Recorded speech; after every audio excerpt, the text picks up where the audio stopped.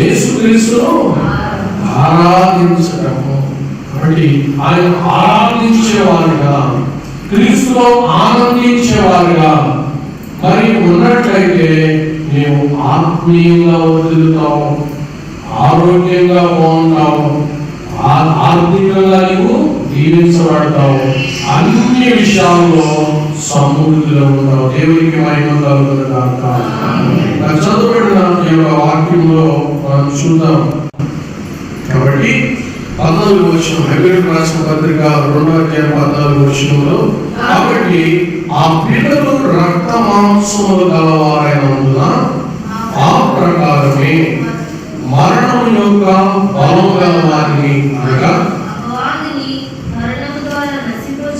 అపవాదిని మరణం ద్వారా నశింపచేయుటకు జీవితకాలమంతయు మరణ భయము చేత దాస్యములకు లోబడిన వారిని విడిపించుటకు. ఇక్కడ చూడండి, 2 విషయాలు చూడండి. ఒకటి, అపవాదిని మరణం ద్వారా నశింపజేయడానికి ఒక పాయింట్. 2, మరణ భయము చేత దాస్యానికి లోబడిన వారిని విడిపించడానికి యేసయ్య వచ్చాడు. దేవునికి మహిమ కలుగునుగాక. అదే క్రిస్మస్. మరి ఆ మహాదేవుడు, ఆకాశం ఆయన సింహాసనం, భూమి ఆయన పాదపీఠము ఉన్న ఆ మహాదేవుడు వంగి చూసారా, మన కోసం వంగి ఆ నేలనున్న మట్టిని తీసి మనలో నిర్మించాడు. ఎంత గొప్పది. అయితే సాతాను అన్న మాట ఏంటంటే, మరి మానవులు ఏం చేస్తా, పాపం పడేసి మట్టిని చేసేస్తా, విలువ లేకుండా చేసేస్తా, బిడ్డలో పాపం పడేసి నరకానికి తీసుకెళ్ళిపోతా అన్నప్పుడు దేవుడు ఏం చేశాడంటే మహిమను విడిచిపెట్టాడు, సింహాసనాన్ని విడిచిపెట్టాడు, మన కొరకు భూమి మీద వచ్చాడు. మొట్టమొదటిగా సాతానును ఏం చేయడానికంట, ఏమండి, నశింప చేయడానికి. మరి వాడు అన్నాడు కదా, మట్టిలాగా చేసేస్తాను, మట్టి కరిపించేస్తాం అంటారు కదా. అలా సాతాను సవాలు చేస్తే ఏమండి, మనవలే ఆయన మానవుని రూపంలో వచ్చాడు, నరుని రూపంలోకి వచ్చాడు. ఆయన మనలాగా మారాడు. ప్రతి సంవత్సరం క్రిస్మస్ చేసుకొనిచున్న మనము ఆయనలాగా మారాలి. అటువంటి ఆరాధనలోనికి రావాలి. దేవునికి మహిమ కలుగునుగాక. రైట్. మరి దేవుడు, ఆ మహాదేవుడే ఆయన మహిమను విడిచిపెట్టి మానవుడు అయిపోయాడండి. మనం యేసయ్య కొరకు నిందలు పడటం పెద్ద కష్టమా? యేసయ్య కొరకు కష్టాలు పడటం, యేసయ్య కొరకు మాటలు పడటం. చాలా మంది చేసే పొరపాటు ఏంటంటే, ఈ యేసయ్యని తెలుసుకోబట్టే కదా, ఈ ఆరాధనకి వెళ్ళబట్టే కదా మానైతే అయిపోయాయి. యేసయ్యని విడిచిపెడితే అయిపోయాయి. నాకు స్నేహితులు ఉంటారు, బంధువులు ఉంటారు, యేసయ్యని తెలుసుకున్నారని అందరు నాతో మాట్లాడట్లేదు అని ఏం చేస్తారు, యేసయ్యని విడిచిపెట్టేస్తారు. సాతాను చేసే పని అదే. నీకు అన్నీ చూపిస్తుంది. దేవుని విడిచిపెట్టేవారు చూపిస్తుంది. ఇక నేను లోకంలో కలిపేస్తాను. చాలా మంది భక్తులు సైతం పడిపోయి భక్తిహీనులైపోయారు. అందుకే యేసయ్య అన్నారు, ఏమన్నారు, కడపటి వారు మొదటి వారు అవుతారు, మొదటి వారు కడపటి వారు అవుతారు. బైబిల్ మిషన్ వాళ్ళారా, భాగ్యవంతులుగా పిలువబడుతున్న వాళ్ళారా, ఈ భాగ్యదారుల వాళ్ళ దేవుడు కురిపిస్తూ ఉండగా ఆయన నాలాగా మారాడు కాబట్టి నేను ఆయనలాగా మారటానికి నేను ప్రతి ఆదివారం మానక ఎక్కడికి వస్తాను, బైబిల్ మిషన్ మందిరానికి వస్తాను. ప్రతిరోజు మానక ఈ పరిశుద్ధ గ్రంథమును చదువుతాను. ప్రతిరోజు మానక దైవ సన్నిధిలో సమయాన్ని గడుపుతాను. ఆమేన్. ఇదేమైనా కష్టంతో కూడిందంటారా? ఇదేమైనా ఖర్చుతో కూడిందంటారా? ఏమండి, దీనివల్ల ఏమైనా కీడు వస్తుందా? చెప్పండి. చెప్పండి. మరి అందుకే మన దైవజనులు రాశారు పాట, కీడులు బాబే క్రిస్మస్, కీడులన్నీ పోతాయి అంట. అందుకే మీ గృహాల్లో ఇంటింటా క్రిస్మస్ కానీ, ఇంటి క్రిస్మస్, పంటి క్రిస్మస్. ఏంటి పంటి క్రిస్మస్? మంచి స్వీట్లు, హాట్లు, చికెన్ బిర్యానీ, మటన్ బిర్యానీ చేసుకుని తింటాం, రైట్. మరి చూస్తే మరి ఆయన మనలాగా మారిపోయాడు.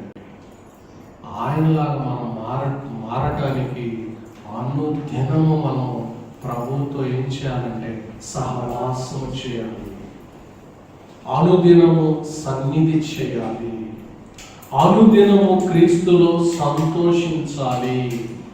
అందుకే మరి దేవుని వాక్యంలో మనం చూస్తాము, మరి నెహమ్యా అంటాడు, the Joy of the lord is my strength. దేవుళ్ళు ఆనందించడం నాకు బలం అంటాడు. మీకు దేనిలో బలం ఉంది? ఒకసారి చూసుకోండి. దేనిలో మీరు ఆనందిస్తున్నారు? దేవుడు కాకుండా దేనిలో ఆనందించినా దానిలో ధన్యత లేదు, దానిలో పరిపూర్ణత లేదు, దానిలో ఆశీర్వాదము లేదు. క్రీస్తులో ఆనందించుటను బట్టే మన జీవితాలు పరిపూర్ణతలోనికి వస్తాయి, పరిశుద్ధతలోనికి వస్తాయి, ప్రత్యేకమైన స్థితిలోనికి మన జీవితాలు వస్తాయి. దేవునికి మహిమ కలుగును గాక. కాబట్టి యేసయ్య మన కొరకు నరుడయ్యాడు. దావీదు గారు అంటాడు, నేను పురుగును ఎంతగా తగ్గించుకున్నాడు. ఆ మహాదేవుడు మన నిమిత్తమై ఎంతగా తగ్గించుకున్నాడంటే, ఆయన సృష్టించిన ఆ మరియమ్మ గారి గర్భములో ఆయన 9 నెలలు ఉన్నాడు మన కోసం. అదే మొట్టమొదటి సిలువ. యేసయ్య మరియ గర్భంలో ఉండటం ఒక సిలువ, అదొక సేవ. కాబట్టి పిల్లలు గమనించండి, మన కోసం దేవుడు ఎంతగా త్యాగం చేశాడు, ఎంతగా ఆయన తగ్గించుకున్నాడు. కారణం ఏంటంటే నీవంటే యేసయ్యకి ప్రేమ, నువ్వేంటే యేసయ్యకి ప్రాణం, నువ్వంటే యేసయ్యకి పిచ్చి. అలాంటి ప్రేమ ఉండాలి ఆత్మీయంగా. యేసయ్య అంటే అలాంటి ప్రేమ ఉండాలి. ఇంకా భక్తి చేయమని ప్రతిమలాడించుకునే భక్తి, మేఘమెక్కే భక్తి మాత్రం కాదు. ఏమండి, క్రమంగా ఆదివారమే మీరు మందిరానికి రాకపోతే మీరు మేఘం ఎక్కుతారా? ఒక్కసారి పరిశీలించుకోండి. నా ఇల్లు మా వాడిని ఎవ్వరన్నారు. దేవుడి ఆధారం గుర్తుపెట్టుకోండి, దేవుడి ఆధారం. కాబట్టి దేవుడిని ఆధారం చేసుకుని, దేవుడే సమస్తముగా చేసుకుని కొనసాగుతున్నట్లయితే ఈ జీవితంలో దేవుని ప్రేమ ఏంటో రుచి చూస్తాం. అందుకే కీర్తనకాడు అంటాడు, రుచి చూచి ఎరిగి తిని యెహోవా ఉత్తముడని. రుచి చూడాలి, ఆ యేసయ్యను ఎత్తుకోవాలి, హత్తుకోవాలి, ముద్దు పెట్టుకోవాలి. అదే క్రిస్మస్. అంటే క్రిస్మస్ ఆనందములకి మనం రావటానికి బైబిల్ మిషన్ వారిగా దేవుడు మనకి ఆనందం ఆస్వాదించాడు. మనం అనుదినము సెమీ క్రిస్మస్ జరుపుకుంటూ దేవుని కనపరుస్తున్నాం కదా. కాబట్టి ఆ యొక్క దేవుని యొక్క ప్రేమ ఎంత గొప్పదో మనం గుర్తించాలి, రైట్. మరి చూడండి, మొట్టమొదటిగా అపవాదిని మరణం ద్వారా నశింపజేయుటకును, రెండోదిగా జీవితకాలం అంతా మరణ భయం చేత దాసత్వంలో ఉన్న వారిని విడిపించడానికి ఎవరు వారు? మనమే. భయం, ప్రతిదానికి భయం. అందుకే బైబిల్లో భయపడొద్దని రోజుకు ఒక వాగ్దానం, 365 వాగ్దానాలు. అందుకే వాగ్దాన క్రిస్మస్ మనం జరుపుకోవాలి. నేడు రక్షకుడు మీ కొరకు పుట్టి ఉన్నాడు. లూకా శుభవార్త 2:11 మనం చూస్తే ఏంటా శుభవార్త? అని అంటే నేడు రక్షకుడు మీ కొరకు పుట్టి ఉన్నాడు. ఆ పుట్టిన రక్షకుడు నీ హృదయంలో ఉండాలి, నీ పనిలో ఉండాలి, నీ ప్రయాణాల్లో ఉండాలి. నీ ప్రతి సమయంలో ఆయన తలంపు కలిగి నువ్వు కొనసాగాలి. ఏమండి, మన బిడ్డలు ఎప్పుడు మనం చెప్తూ ఉంటాం, మరి ఇది కొనసాగిస్తున్నారా, మానివేశారా? యేసు ప్రభువా నేను నిన్ను ప్రేమిస్తున్నాను అని చెప్తున్నారు. ఏమండి, వ్యక్తిగతంగా యేసయ్యా నేను నిన్ను ప్రేమిస్తున్నానయ్యా చెప్పేవారుగా మనం ఉంటాం. మీరు నచ్చిన వాళ్ళు ఎన్ని ముద్దులు పెట్టుకున్నా, ఎంత వాటి వేసుకున్నా, అమ్మ నాన్న అన్న వాళ్ళు ఏమీ రక్షణ ఇవ్వలేరు. స్నేహితులారే నువ్వు you are my best friend రా, నువ్వే నా బెస్ట్ అని అనుకున్న వాళ్ళు ఏం రక్షణ ఇస్తారా? రక్షణ ఎవరు ఇవ్వలేదు. లేదు, డబ్బులు ముద్దు పెట్టుకుని నా డబ్బు నాకేంటి అనుకుంటే డబ్బు ఇస్తుందా రక్షణ? వస్తువులు ఇస్తాయా? యేసుక్రీస్తు ప్రభువు మాత్రమే మనకు రక్షణ ఇస్తాడు.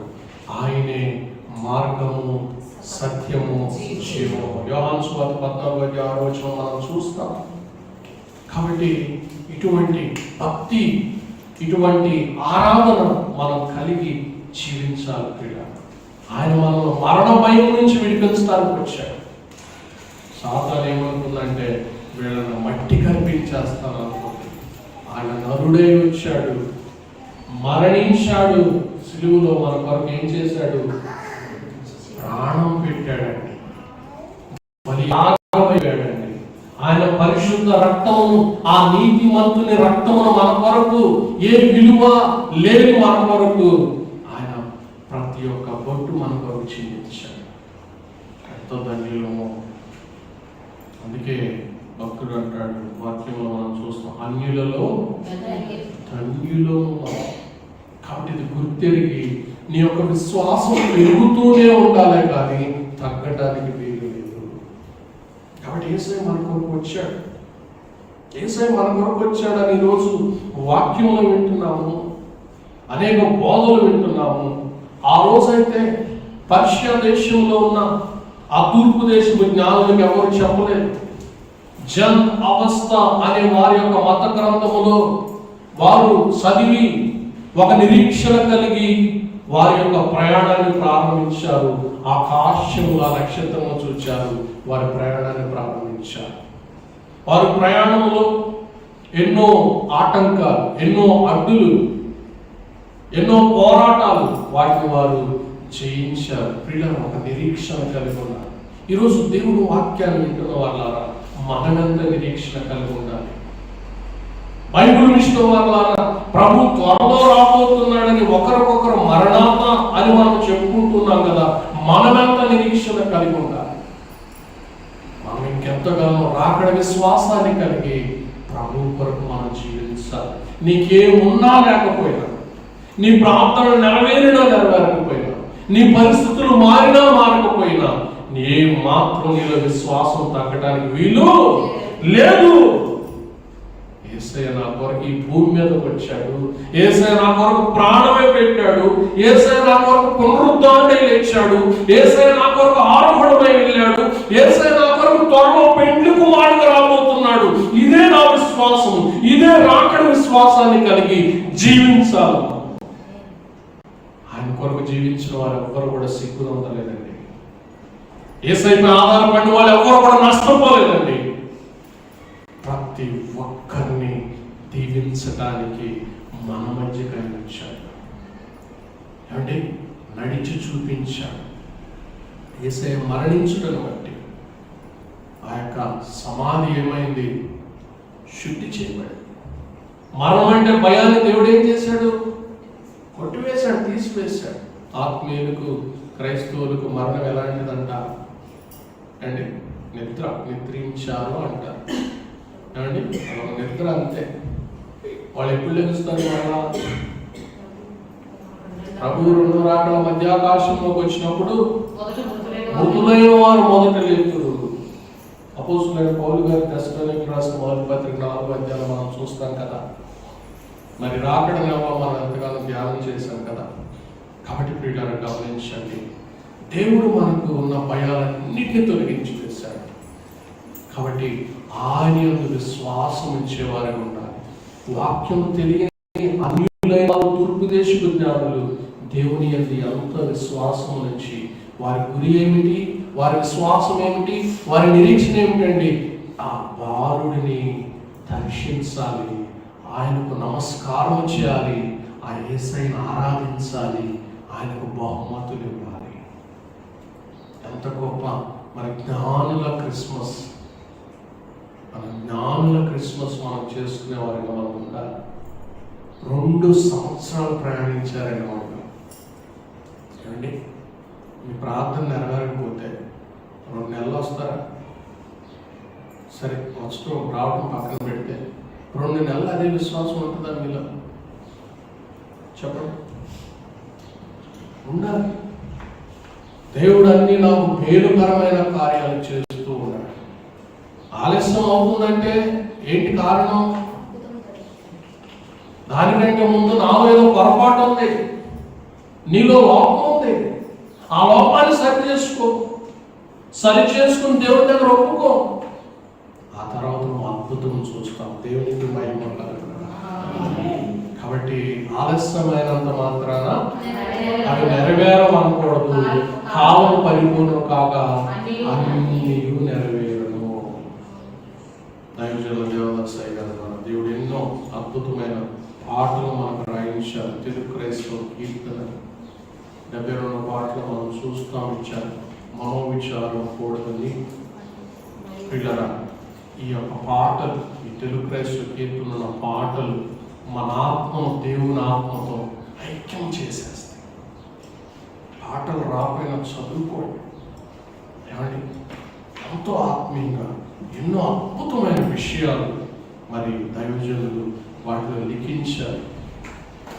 మరి ఆశ్చర్యమేసలో ఒక చరణం చదివి ధ్యానం చేస్తుంటే ఒక్క చరణం, ఒక్క పాటలో, ఒక్క చరణంలో ఎన్నో విలువైన విషయాలు దాగి ఉన్నాయి. మరి ఇంతవరకు ఇలాంటి పాటలు మరి ఎక్కడ కూడా చూచి ఉండలేదు. ఎన్నో విలువైన విషయాలు మరి అంత గొప్ప ఆత్మ జ్ఞానం చేత నింపబడి దైవజనులు మరి రాశారు ప్రియులారా. మరి కాబట్టి జ్ఞానుల క్రిస్మస్ వారు ఎంతో గొప్ప నిరీక్షణ కలిగి 2 సంవత్సరాలు ప్రయాణం చేశారు. ఆ తర్వాత వారు నక్షత్రాన్ని బట్టి కొనసాగుతున్న వారు కొంత దూరం వెళ్ళిన తర్వాత యెరూషలేము పట్టణం వచ్చిన తర్వాత అదిగో ఆ హేరోదు ఆ యొక్క గృహం, ఆ యొక్క ప్యాలెస్ కనబడతా ఉంది. ఇంకేముంది, రాజకుమారుడు ఇక్కడే పడతాడు కదా, వెళ్ళిపోయారు అక్కడికి.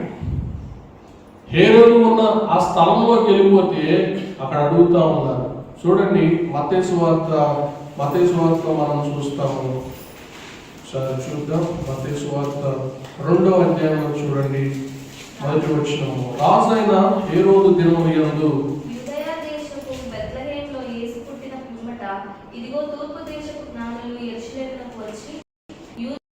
యూదుల రాజుగా పుట్టిన వాడు ఎక్కడ ఉన్నాడు?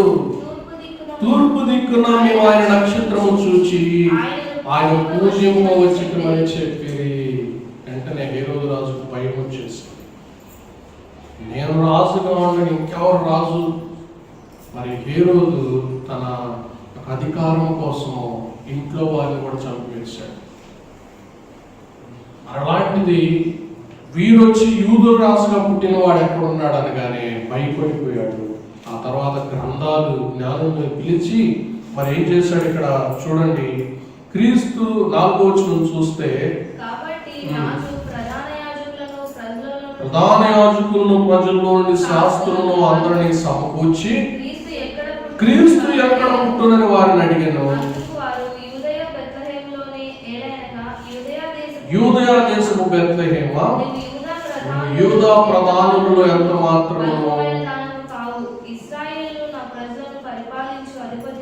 నీలో నుండి వచ్చును అని ప్రవక్తల ద్వారా రాయబడిన గ్రంథాన్ని చదివాడు. వెంటనే మరి ఈ సమయంలో వీరు మరి ఈ తూర్పు దేశ జ్ఞానం చూసేసరికి నక్షత్రం కనబడింది. ఆ నక్షత్రం చూడగానే వీరి విశ్వాసం ఇంకా అధికమైపోయింది. ప్రారంభంలో విశ్వాసం కంటే వీరి విశ్వాసం మరలయమైంది, అధికమైపోయింది. ఆ నక్షత్రం నడిపించిన మార్గంలో నడుచుకుంటూ వెళ్ళారు. ఆ నక్షత్రం ఒక ఇంటి మీదకి వెళ్ళి ఆగింది. వెంటనే వారు మన 10వ వచనంలో చూస్తే, వారు ఆ నక్షత్రము చూచి అత్యానందభరితులై ఇంటిలోనికి వచ్చి, చూసారా ఆ నక్షత్రం చూసినప్పుడు అత్యానందభరితులైతారు. వారి విశ్వాసం, అధిక విశ్వాసం, అత్యానందభరితులయ్యే విశ్వాసంలోకి వచ్చేసారు. కాబట్టి మనం ప్రతిరోజు దేవుడితో సహవాసం చేస్తున్నప్పుడు మనకు కూడా ఏమి రావాలి? అత్యానందం రావాలి. కాబట్టి క్రీస్తులో ఆనందించడం అలవాటు చేసుకోండి. దేవుడి పనిలో ఆనందించడం అలవాటు చేసుకోండి. దేవుడి పరిచర్యలో ఆనందించడం అలవాటు చేసుకోండి. దేవుడి కోసం ఒక సాక్షిగా నిలబడటం అలవాటు చేసుకోండి. దేవుడిని గణపరచడానికి, యేసుక్రీస్తు ప్రభు దేవుడని ఇతరుల సువార్త చెప్పడానికి ఆనందించే వారిగా ఉండాలి. దేవుడిని గణపరచడానికి నీకు ఇచ్చిన చిన్న పనిలోనైనా నమ్మకంగా ఉంటూ కొనసాగుతున్నట్లయితే నీవు అత్యానందాన్ని చూడగలవు. ఆమేన్. మరి వారు అత్యానందభరితులై అక్కడ ఆయనను ఆరాధన చేశారు, ఆయన మహిమపరిచారు. ఆరాధించిన వారు ఏం చేశారు? తల్లి అయిన మరియను ఆ శిశువును చూచి సాగిలపడి ఆయనను పూజించి తమ పెట్టెలు విప్పి బంగారమును, సాంబ్రాణిని, బోళమును కానుకలుగా ఆయనకు సమర్పించారంటాడు. కాబట్టి ఆయన కానుకలు సమర్పించారు. ఎవరైనా చెప్పారు వారికి? ఎవరు చెప్పలేదు. కాబట్టి పిల్లల ఎంతగా దేవుడు కనపరిచారు. అలాగే మనం గొల్లల క్రిస్మస్ చూస్తే, గొల్లలైన వారు సమాజంలో వారికి అంత గుర్తింపు ఉండదు.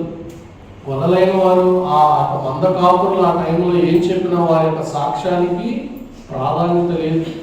అలాంటిది మరి మొట్టమొదటి శుభవార్త పరలోకం నుంచి ఎవరి దగ్గరకు వచ్చింది? మంద కాపురుల దగ్గరికి, గొల్లలైన వారి దగ్గరికి. వారి దగ్గరకు ఆ శుభవార్త వచ్చినప్పుడు వారు క్రిస్మస్ చేసుకున్నారు. అదే గొల్లల క్రిస్మస్. దేవునికి మహిమ కలుగును. మరి వారు ఆ శుభవార్తను లూకాసు వార్త 2వ అధ్యాయంలో మనం చూస్తే 2:8 ఆ దేశంలో కొందరు గొర్రెల కాపరులు పొలములో ఉండి రాత్రి వేళ తమ మందను కాచుకొనుచుండగా ప్రభువు దూత వారి యొద్దకు వచ్చి నిలిచెను. ప్రభువు మహిమ వారి చుట్టూ ప్రకాశించినందున వారు మిక్కిలి భయపడిరి. ప్రభువు మహిమ ఎక్కడుందంట? వారి చుట్టూ ప్రకాశించింది. దేవుని మహిమ వారి చుట్టూ ప్రకాశించింది.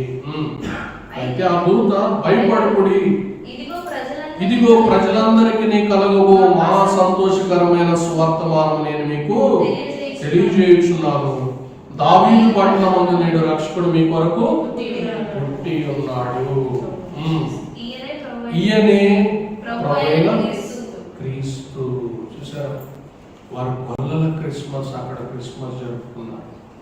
ఇప్పుడు వెంటనే వారు తరలి వెళ్ళిపోయారు. ఆ పశువుల పాక దగ్గరికి వెళ్ళారు. మరియమ్మ గారు ఆశ్చర్యపోయింది. ఎవరికి చెప్పలేదే, వీరెలా వచ్చారు?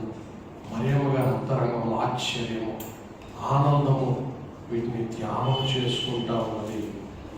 ఈయన మహాదేవుడు, ఈయన రాజులకు రాజు, ప్రభువులకు ప్రభు అని మరియమ్మ అంతరంగంలో తల పోసుకొనుచు దేవుని కనపరుస్తుంది. పిల్లలు మరి వారు అక్కడికి వెళ్ళి మరి ఆ దేవాది దేవుని దర్శనం చేసుకుని మేము వెళ్ళి చూచినాము స్వామి యేసుక్రీస్తును అని వారంతా ప్రకటించారంటే వారు ఆ యొక్క సువార్తను ఇతరులకు పంచుకున్నారు. వారి నుంచి ఇతరులకు, వారి నుంచి ఇతరులకు, మన వారికి వచ్చింది. దేవునికి మహిమ కలుగునుగా. ఈ సువార్త మన నుంచి అనేకులకు వెళ్ళాలి.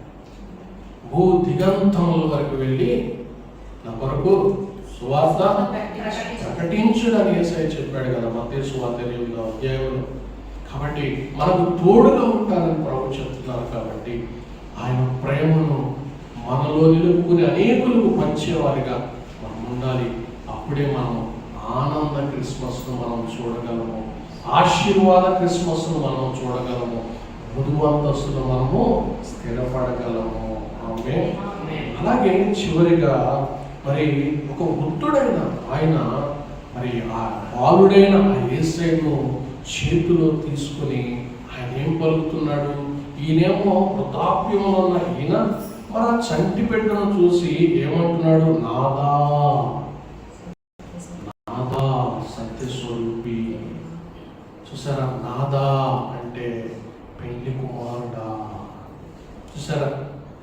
ఆయన మొదటి రాకడ చూచాడు, రెండో రాకడ కూడా ఆయన ధ్యానం చేస్తూ చూస్తున్నాడు సిమియోను గారు. కాబట్టి ఈ యొక్క మొదటి రాకడ పండుగలు మనం కొనసాగిస్తూ రెండో రాకడకు మనము వధువుగా సిద్ధపడాలి. అప్పుడే మన ఆరాధన మనల్ని మేఘం ఎక్కిస్తుంది. దేవునికి మహిమ కలుగును గాక.